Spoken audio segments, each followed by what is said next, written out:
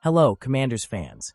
Today we have some hot news that you can't miss. So get ready because there's a lot of important information coming. Before we start, we'd like to take the opportunity to subscribe to the channel, activate the bell, and stay up to date with all the news about our Washington Commanders. Don't forget to leave a like, which really strengthens our community and helps bring this content to the most passionate fans of the team. Now, without further ado, let's get straight to today's news. Commanders are, thankfully, mostly out of the running to land star WR. Originally posted on Rigo's Rag by Dean Jones, last updated February 17, 2025, 10 a.m. Eastern Time. It's no secret that the Washington Commanders need help at wide receiver this offseason.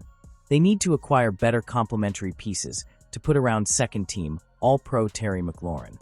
Adam Peters will turn every stone to ensure he accomplishes that goal in the coming months. Speculation is running wild about who could potentially fit into that mix. The Commanders are a hot destination once again.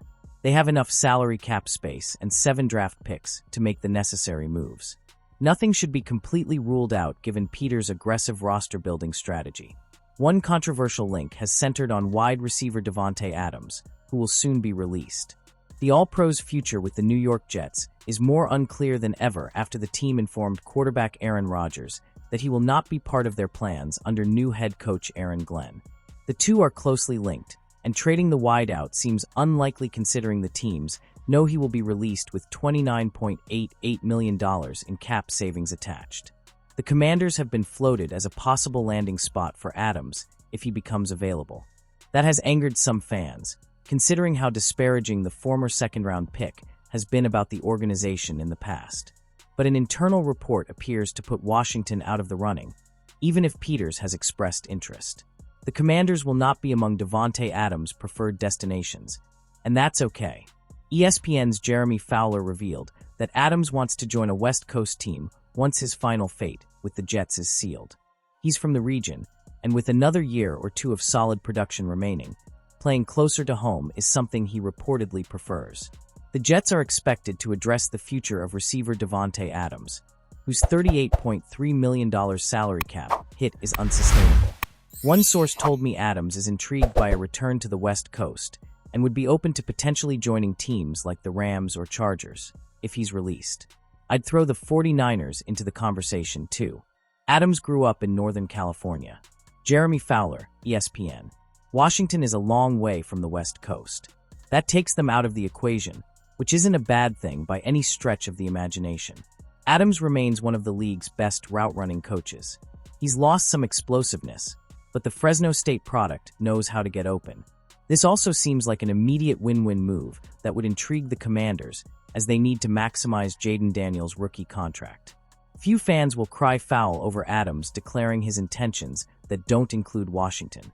Peters may not have asked in either case, but there are several other intriguing options in free agency or the draft who could fill the void. There's a lot of baggage surrounding Adams lately. The wideout forced his way out of the Green Bay Packers and Las Vegas Raiders. Reports of friction between the veteran and Jets receiver Garrett Wilson have not been long in coming. Talent may be worth the risk for someone, but finding strong characters who fit into Washington's changing culture is just as important to Peters. This potential move has been nothing more than media speculation. Adams' desire to make a triumphant return to the California sun means Peters will look elsewhere. That's not a bad thing. Far from it, in fact. Washington Commanders and the possible acquisition of T. Higgins, dream or reality? The idea of seeing T. Higgins in a Washington Commanders jersey isn't dead yet, but it has become considerably more complicated. Under quarterback Jaden Daniels and new offensive coordinator Cliff Kingsbury, the Commanders' offense performed impressively in its first season, averaging 28.5 points per game. However, that offensive output came with a significant challenge: the lack of an elite second receiver to complement Terry McLaurin. McLaurin, the team's go-to passer, racked up 1,096 yards and 13 touchdowns over the course of the season. However, whenever the wide receiver was well guarded or taken out of the game, Washington's offense struggled to maintain its efficiency. The team's second leading receiver was Olamide Zaccheaus, who finished the season with 506 yards and just 3 touchdowns, highlighting a significant production gap between McLaurin and the rest of the receiving core. In this context, T. Higgins emerges as a highly attractive option. The 26-year-old wide receiver is coming off a season in which he recorded 911 yards and 10 touchdowns in just 12 games for the Bengals, an impressive performance that highlights his ability to immediately impact an offense. However, acquiring Higgins will not be easy. According to Spotrac.com, the player's market value is estimated at $25.4 million per year, which could result in a 5-year contract valued at more than $125 million. That's a considerable amount, and the main question is, the situation is further complicated by the Cincinnati Bengals' decision to apply the franchise tag to Higgins, making him unavailable on the free agent market. This means that in order to acquire the player, Washington would need to negotiate a trade with the Bengals, possibly involving draft picks and/or other valuable assets. If the Commanders decide to go down this route and are able to complete the signing of Higgins, the duo of him and McLaurin could elevate Washington's offense to a new level. With Jaden Daniels entering his second year in the league, having 2 elite receivers could accelerate his development and transform the Commanders' offense into one of the most dynamic in the NFL. However, the big question remains, is the effort and high investment required to bring in T. Higgins worth it? The decision will be up to the Commanders' front office, which will need to evaluate whether this move is viable within the team's financial and strategic plan for the upcoming seasons. Ronnie Stanley's projected contract rumors have the Commanders in the mix. Adam Peters has a significant amount of hard work ahead of him this offseason. The Washington Commanders are in a strong position after a memorable campaign, but the general manager won't get complacent in his quest to improve the roster.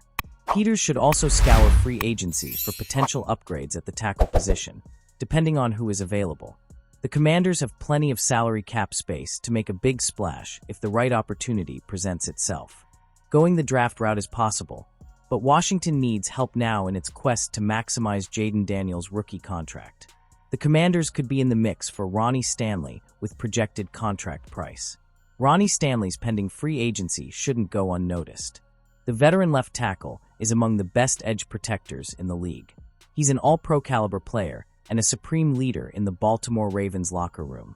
There have been injury concerns in recent years, but the lineman managed to put together a full campaign this season to alleviate those concerns. The Ravens will likely make an offer to Stanley to stay and maintain stability around Lamar Jackson. They only have $5.95 million in cap space available right now, so a situation could arise where they let the blindside enforcer test the market. The 33rd team's Marcus Mosher named the Commanders among the teams that could show interest in Stanley. The analyst projected the former first-round pick out of Notre Dame would receive $21 million per season on his next deal. That's something Peters could afford if he decides more is needed at the blind side. There are several starting tackles available in free agency, but most of them are past their prime or have significant injury concerns. Ronnie Stanley is clearly the best tackle on the market, and the fact that he's started 34 games, including playoffs, over the past 2 seasons has eased some of the injury concerns that plagued him early in his career. The injury history could force Stanley to accept a shorter deal, but he should still command a hefty payday in free agency. The Ravens would be smart to bring him back, but they may not have the salary cap space to do so. Expect a half dozen or more teams to be interested in Stanley once the free agent window opens. Marcus Mosher. There's no doubt that Stanley represents an upgrade from Brandon Coleman. Washington tasked the 2024 third-round pick with significant responsibilities as a rookie. He showed flashes of real quality, but some worrisome weaknesses need to be addressed during his second offseason. The Commanders have a tough decision to make. Do they keep Coleman on the wing or move him to the interior? If the latter is the preference, then someone like Stanley is in play. If the Commanders opt to keep Coleman as their starting left tackle, focusing on interior protection is crucial. It's one of several tricky conundrums Peters faces this offseason. He can't afford to make any false moves on those tasked with keeping Daniels' pocketbook clean. Stanley is a high-level player. What the Commanders need to figure out is whether going all in to secure his services is worth the financial commitment. Watch this space.